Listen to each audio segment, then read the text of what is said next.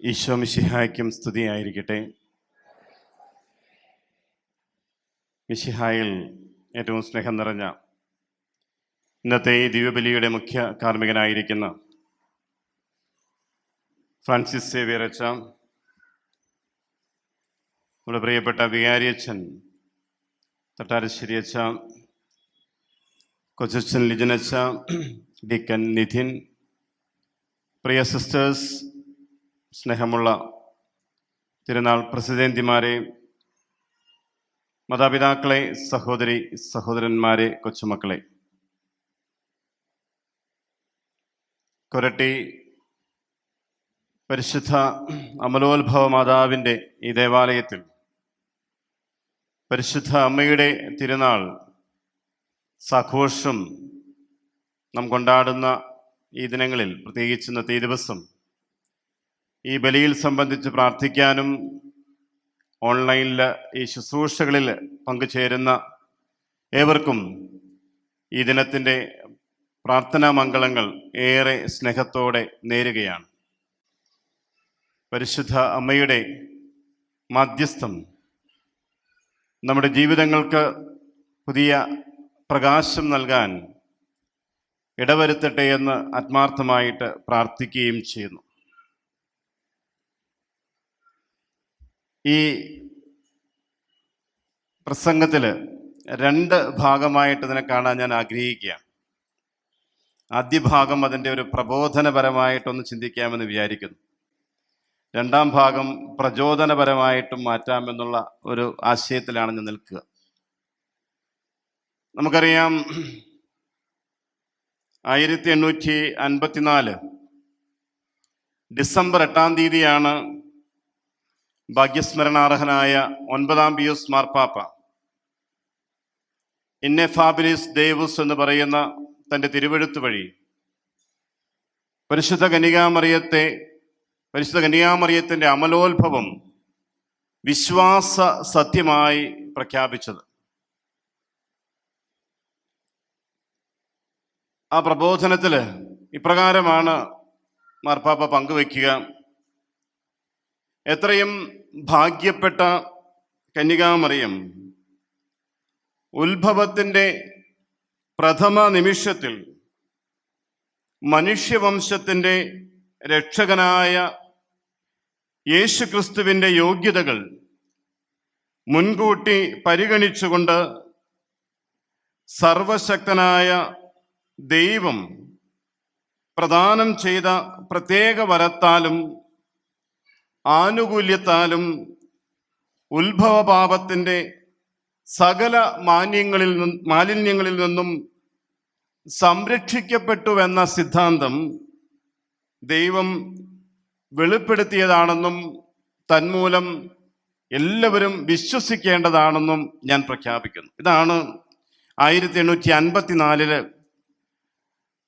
9-ാം Pius മാർപ്പാപ്പ ഔദ്യോഗികമായിട്ട് സഭയ്ക്ക് നൽകിയ പ്രബോധനം.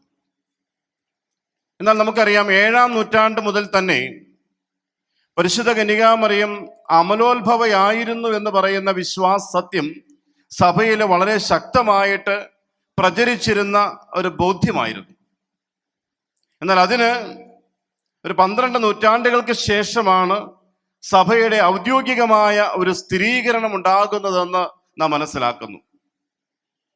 സഭയുടെ ആ ഔദ്യോഗിക സ്ഥിരീകരണം 1854 നടന്നതിന് ശേഷം 4 വർഷങ്ങൾക്ക് ശേഷം പരിശുദ്ധ അമ്മ തന്നെ നേരിട്ട് ലൂർദിൽ ബർണദീത്തായ്ക്ക് പ്രത്യക്ഷപ്പെട്ടുകൊണ്ട് താൻ അമലോത്ഭവയാണ് എന്ന ആ സത്യം വെളിപ്പെടുത്തി കൊടുക്കുകയായിരുന്നു.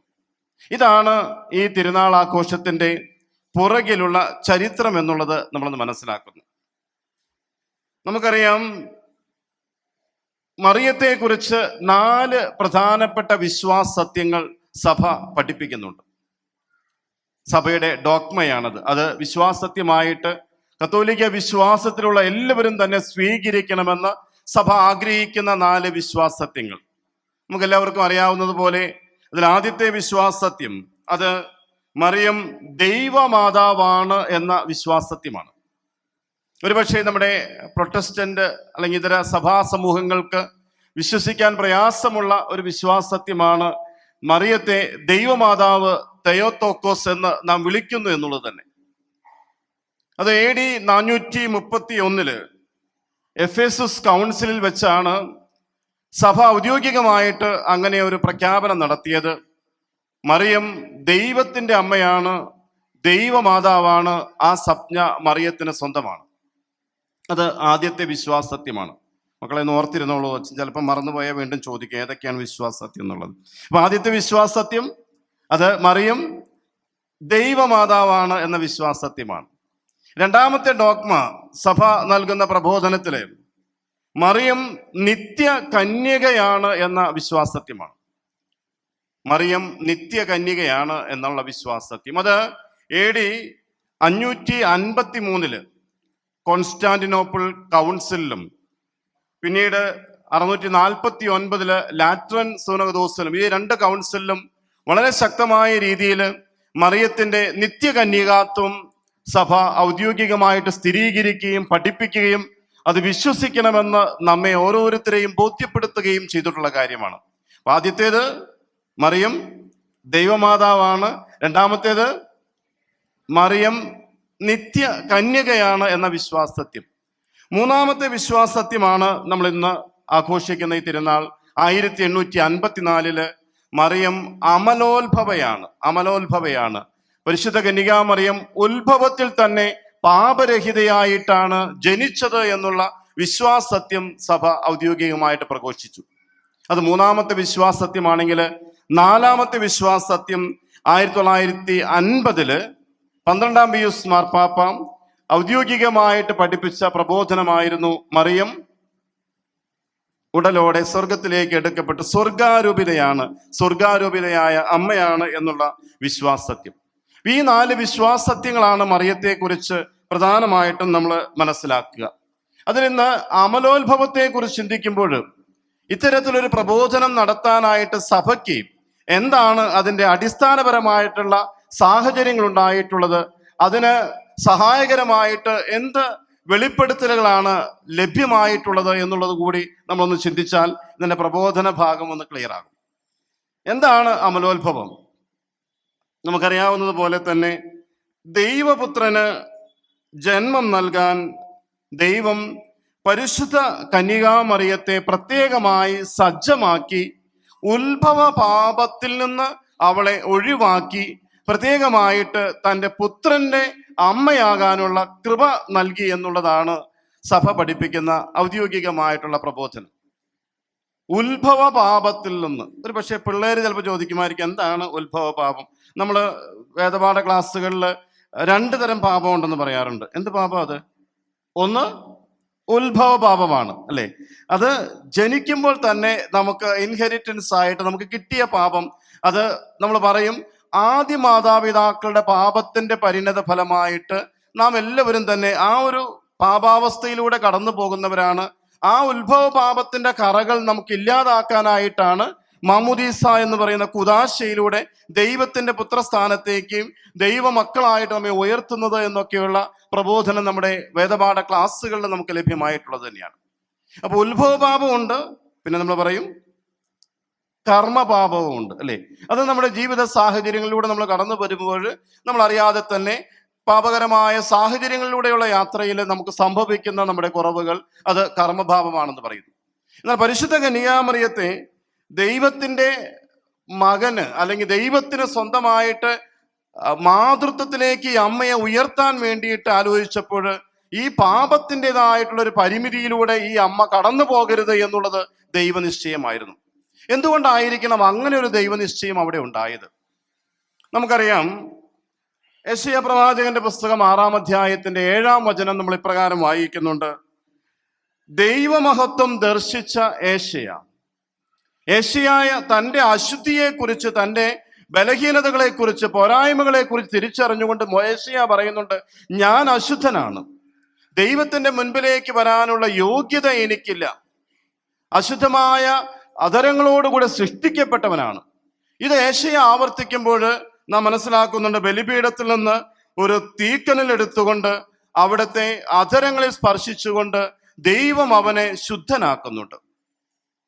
ദൈവത്തിന്റെ പ്രവാചക ദൗത്യം ഏറ്റെടുക്കുന്ന പ്രവാചകനായ ഏശയ്യായെ ദൈവത്തിന്റെ വചനം പ്രഘോഷിക്കാനായിട്ട് യോഗ്യനാക്കാൻ വേണ്ടിയിട്ട് ദൈവം അവനെ ശുദ്ധനാക്കുന്ന ഒരു പ്രക്രിയ ദൈവവചനത്തിൽ നമ്മൾ കാണുന്നുണ്ട്.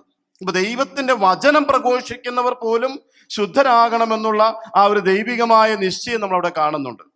അതുതന്നെയാണ് ജെറമ്യാ പ്രവാചകന്റെ പുസ്തകത്തിന്റെ 1-ാം അധ്യായത്തിന്റെ 5-ാമത്തെ തിരുവചനത്തിൽ നമ്മൾ മനസ്സിലാക്കുന്നുണ്ട്. മാതാവിന്റെ ഉദരത്തിൽ ഉരുവാകുന്നതിന് മുൻപേ ഞാൻ നിന്നെ അറിഞ്ഞു, ഞാൻ നിന്നെ വിശുദ്ധീകരിച്ചു. അപ്പൊ ദൈവത്തിന്റെ വചനം പ്രഘോഷിക്കാനുള്ള ആ ദൈവവചനം ഈ സമൂഹത്തിന് നൽകാനായിട്ട് ദൈവം തിരഞ്ഞെടുത്ത വ്യക്തികളെ പോലും ദൈവം അങ്ങനെ ശുദ്ധീകരിക്കുന്ന ഒരു പ്രക്രിയ വിശുദ്ധ ഗ്രന്ഥത്തിൽ നമ്മൾ കാണുന്നുണ്ട്.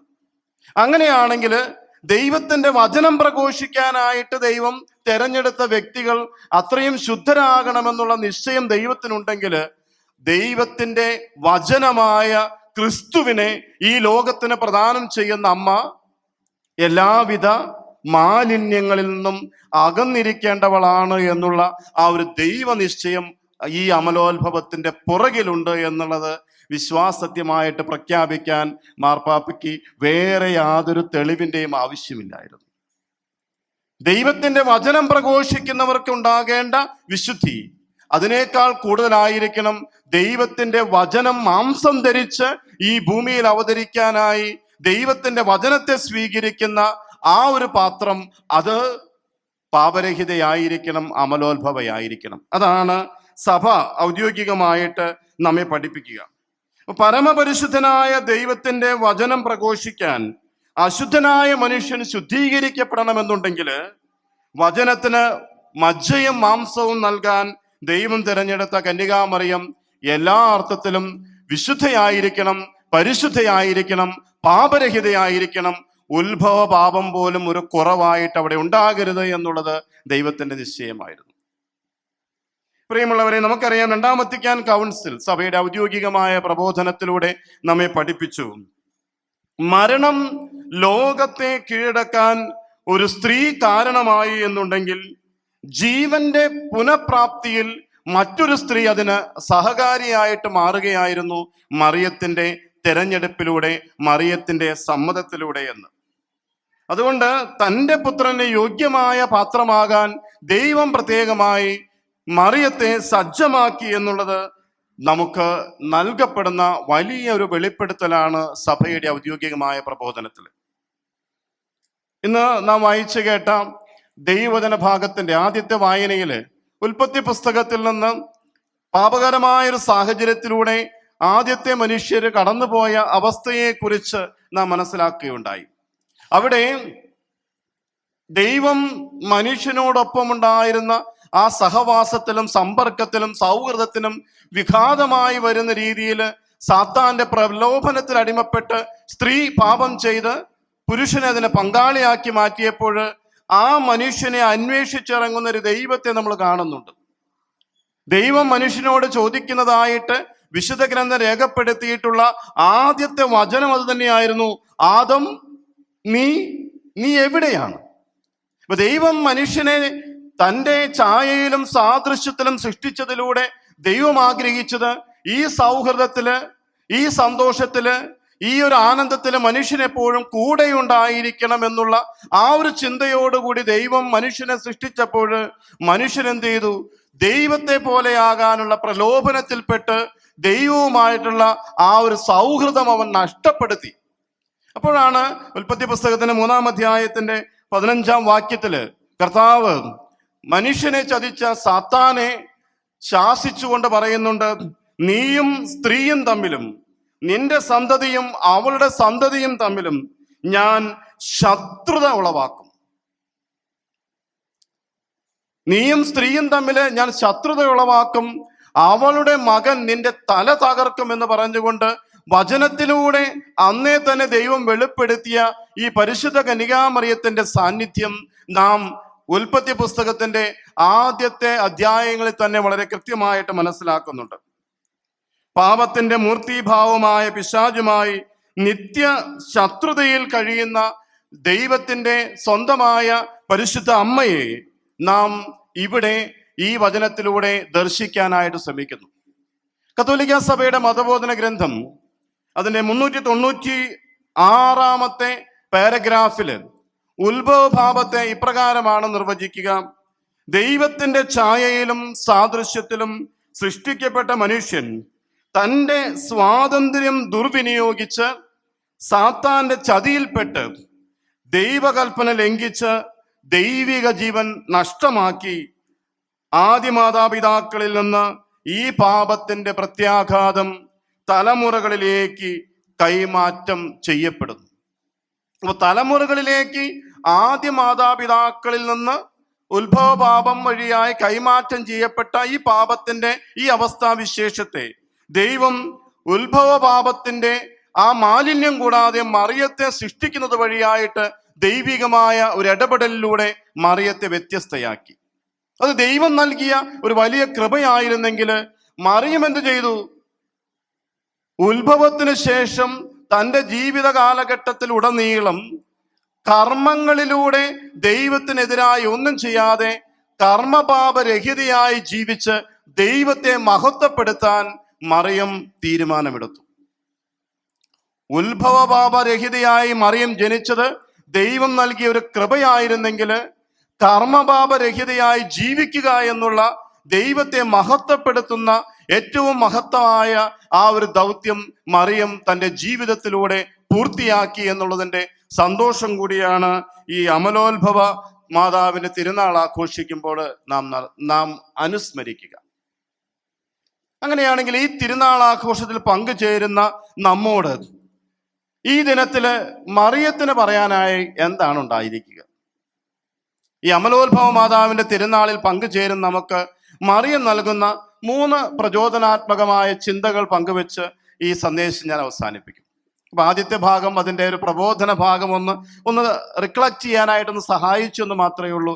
എങ്ങനെയാണ് ഈ ഒരു വിശ്വാസ സത്യം സഭയിലേക്ക് കടന്നു വന്നത്, ഏതെല്ലാം വിശ്വാസ സത്യങ്ങളാണ് നമ്മൾ മറിയത്തെ കുറിച്ചുള്ളത് നമ്മൾ മനസ്സിലാക്കുന്നത്, പഠിക്കുന്നത്, അല്ലെങ്കിൽ സഭ പഠിപ്പിക്കുന്നത്, അതിൻ്റെ സാഹചര്യം എന്താണ് എന്നുള്ളത് മനസ്സിലാക്കാനുള്ള ശ്രമം നമ്മൾ നടത്തി. ഇനി ഇതിന്റെ പ്രചോദനപരമായ രീതിയിൽ നമുക്ക് ഉൾക്കൊള്ളാവുന്ന സന്ദേശം എന്ന രീതിയിൽ ചിന്തിച്ചപ്പോൾ ആദ്യം എനിക്ക് പങ്കുവെക്കാനുള്ളത്, ഒന്ന്, പാപരഹിതമായ ജീവിതം നയിക്കാൻ നമ്മെ പ്രചോദിപ്പിക്കുന്ന സാന്നിധ്യമാണ് പരിശുദ്ധ അമ്മ.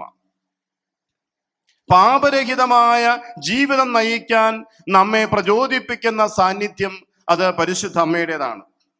ഇന്ന് നമ്മുടെ സഭയുടെ ഔദ്യോഗിക കലണ്ടർ പ്രകാരം നമ്മൾ വിശുദ്ധ അംബ്രോസിന്റെ തിരുനാൾ ആഘോഷിക്കുന്ന ദിവസമാണ്. വിശുദ്ധ അംബ്രോസാണ് വിശുദ്ധ അഗസ്തീനോസിന്റെ മാനസാന്തരത്തിന് കൂടുതലായിട്ട് വഴിതെളിച്ച വിശുദ്ധനെന്ന് നമുക്കൊക്കെ അറിയാം.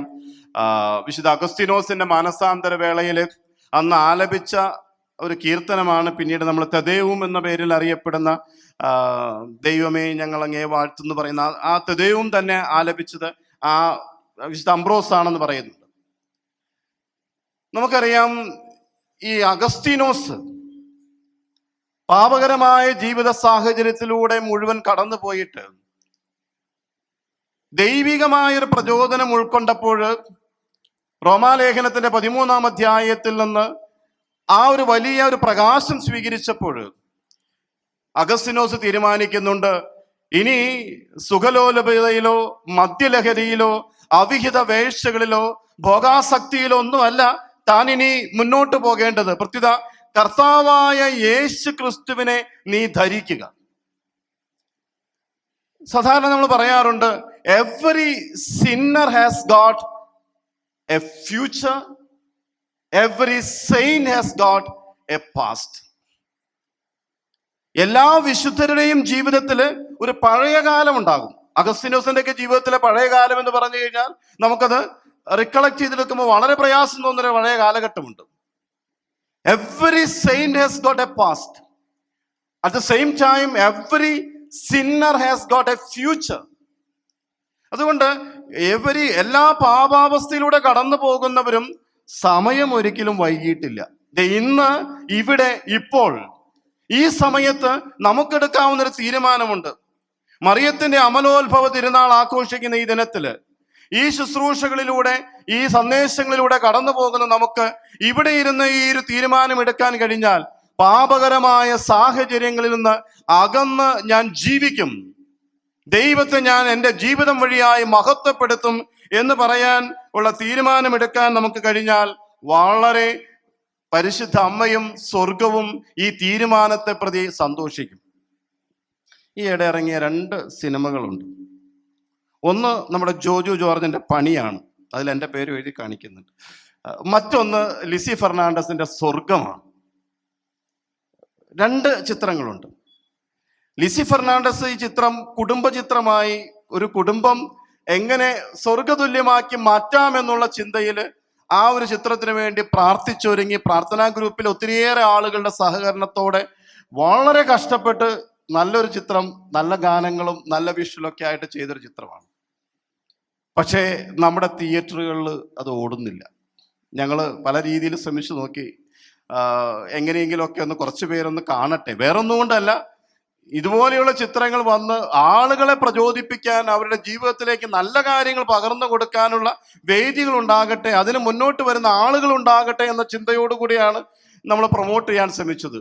പക്ഷേ കണ്ടിറങ്ങിയവർക്ക് പലർക്കും അത് ചെറുപ്പക്കാരൊന്നും ആരും കാണാൻ ഇഷ്ടപ്പെടുന്നില്ല. സ്വർഗോ എന്ത് പേരായിട്ടിരിക്കുന്നത്, ചിത്രത്തിന് പേര് കേൾക്കുമ്പോൾ തന്നെ ഒരു ഗുമ്മ് വേണ്ടേ? പിള്ളേരുടെ ഭാഷയിൽ അതിനൊരു വൈബില്ല എന്നൊക്കെയാണ് പിള്ളേർ പറയണേ. ജോജുവിന്റെ പണി അത് ബെസ്റ്റ് പണിയായി.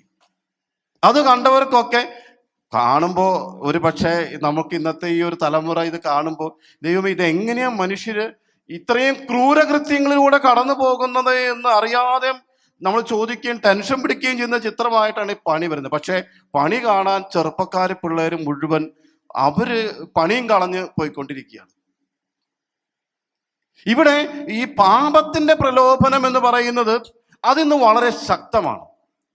അതിന് ബദലായി നിൽക്കുന്ന സ്വർഗത്തെക്കുറിച്ചുള്ള ചിന്തകളും പാപരഹിതമായ ഒരു ജീവിതത്തെക്കുറിച്ചുള്ള ചിന്തകളിലേക്ക് നമ്മെ നയിക്കാനുള്ള സാധ്യതകൾ തുലവും നിസ്സാരമായി കൊണ്ടിരിക്കുകയാണ്. ഓരോ ദിവസവും മാധ്യമങ്ങളിലൂടെ, സോഷ്യൽ മീഡിയയിലൂടെ, പത്രത്താളുകളിലൂടെയൊക്കെ നമ്മുടെ മുമ്പിലേക്ക് വരുന്ന വാർത്തകൾ നമ്മെ വല്ലാതെ ഞെട്ടിപ്പിക്കും. കഴിഞ്ഞ ദിവസം ഒരു പാരന്റ് പറയുമായിരുന്നു, എൻ്റെ അച്ഛ കൊച്ച് LP സ്കൂളിൽ പഠിക്കുന്ന കൊച്ചാണ്, സ്കൂളിൽ പത്രം വായിക്കണം. പത്രം വായിക്കുമ്പോൾ ഓരോ ദിവസവും ഓരോരുത്തർക്ക് അതിന് ചാൻസ് കൊടുത്തിട്ടുണ്ട്. അപ്പൊ ഡാഡി പ്രധാനപ്പെട്ട വാർത്തകളൊക്കെ അടയാളപ്പെടുത്തി കൊടുത്തു കഴിഞ്ഞപ്പോൾ കൊച്ച് ഡാഡിയോട് ഒരു മറുചോദ്യം, ഇതെന്താ ഇങ്ങനെ? ഇന്ന് ആരും ആരെയും കൊന്നിട്ടില്ലേ? ഇന്ന് ആരും ആരുടെയും ഒന്നും മോഷ്ടിച്ചിട്ടില്ലേ? ഇതൊന്നും കാണാനില്ലല്ലോ. ഇന്ന് ഇലക്ഷന്റെ വാർത്തകളും അതുമായിട്ട് ബന്ധപ്പെട്ട വിശേഷങ്ങളൊക്കെ ആയിട്ട് ഇതെങ്ങനെയാ വായിക്കുക? ഇതാരാ കേൾക്കുക? ലോകം ഇന്ന് മാറി. News is vice, VIC. വാർത്തകൾ ഇന്ന് ഏറ്റവും ദോഷീക സന്ദേശങ്ങൾ പങ്കുവെക്കുന്ന രീതിയിലേക്ക് ലോകം ചുരുങ്ങുകയാണ്. ഇവിടെയാണ് പരിശുദ്ധ അമ്മ നമ്മോട് പറയുന്നത്, പാപരഹിതമായ ഒരു ജീവിതത്തെ കുറിച്ചുള്ള കാഴ്ചപ്പാടില് നീ നിറയുക, കർമ്മപാപത്തിൽ നിന്ന് അകന്നു ജീവിക്കാനുള്ള ഒരു തീരുമാനം എടുക്കുക. വിശുദ്ധനായ ജോൺ പോൾ II മാർപ്പാപ്പയാണ് ആധുനിക തലമുറ എപ്പോഴും പറയാറ്, പാപബോധം നഷ്ടപ്പെട്ട ഒരു തലമുറയാണ്. പാപബോധം നഷ്ടപ്പെട്ട ഒരു തലമുറ. നിങ്ങൾ കണ്ടിട്ടില്ലേ, ഇപ്പൊ മയക്കുമരുന്ന് കേസില്, കൊലപാതക കേസില്, അതുപോലെയുള്ള കേസുകളിലൊക്കെ പെടുന്ന ആളുകൾ ഏതാണ്ട് ഓസ്കാർ അവാർഡ് കിട്ടിയ ആൾക്കാർ നിൽക്കണം പോലെ ഫോട്ടോയ്ക്ക് പോസ്റ്റ് ചെയ്യണം. ഒരു പ്രശ്നവുമില്ല, ആണും പെണ്ണും ഒന്നും വ്യത്യാസമില്ല ഈ കാര്യത്തിൽ. പാപബോധം ഇതെല്ലാവരും ചെയ്യുന്ന കാര്യമാണ്, അതുകൊണ്ട് ഇപ്പൊ പ്രത്യേകിച്ചൊരു പ്രശ്നവുമില്ല. പ്രിയമുള്ളവരെ, പരിശുദ്ധ അമ്മ നമ്മളോട് പറയും, പാപരഹിതരായി ജീവിക്കുന്നവർക്ക് ദൈവത്തിന്റെ സന്നിധിയിലുള്ള സ്വീകാര്യതയെക്കുറിച്ച്. അതുകൊണ്ട് ഈ ദിനത്തിന്റെ ഒരു സന്ദേശമായിട്ട് സ്വീകരിക്കുക, every saint has got a past, every sinner has got a future. സമയം വൈകിട്ടില്ല, ഇന്ന് നമുക്ക് ആരംഭിക്കാം. രണ്ടാമത്തെ ചിന്തയിൽ പരിശുദ്ധ കന്യകാമറിയം നമുക്ക് നൽകുന്ന വലിയൊരു സന്ദേശം, പരിശുദ്ധ അമ്മയുടെ സ്തോത്രഗീതമാണ് നമ്മൾ വായിച്ചത്. എലിസബത്തിനെ സന്ദർശിക്കാനായിട്ട് ഈ അമ്മ, ഈ കൃപ നിറഞ്ഞ മറിയം ശുശ്രൂഷയുടെ ദൗത്യം സ്വയം ഏറ്റെടുക്കുന്നവളാണ്. കൃപ നിറഞ്ഞ മറിയം ശുശ്രൂഷയുടെ ദൗത്യം സ്വയം ഏറ്റെടുക്കുന്നു. തൻ്റെ ഇല്ലായ്മയിലും വല്ലായ്മയിലും കഷ്ടപ്പാടിലും പരിശുദ്ധ കന്യകാമറിയം ചിന്തിച്ചത് തൻ്റെ സേവനം ആവശ്യമായിട്ടുള്ള തൻ്റെ ഇളയമ്മയെ കുറിച്ചാണ്.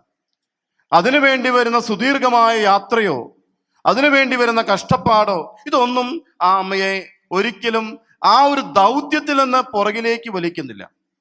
പ്രിയമുള്ളവരെ, ഇന്ന് നമ്മുടെ സമൂഹത്തിലും കൃപ നിറഞ്ഞവരായി മാറുമ്പോൾ മറ്റുള്ളവരുടെ ആവശ്യങ്ങളെ കണ്ടറിഞ്ഞ് ഇങ്ങോട്ട് ആവശ്യപ്പെടാതെ ആ ഒരു ദൗത്യം ഏറ്റെടുത്ത് നിർവഹിക്കുന്ന മനസ്സുള്ളവരായി മാറുക എന്നുള്ളത് പരിശുദ്ധ അമ്മ നമുക്ക് നൽകുന്ന വലിയൊരു സന്ദേശം തന്നെയാണ്.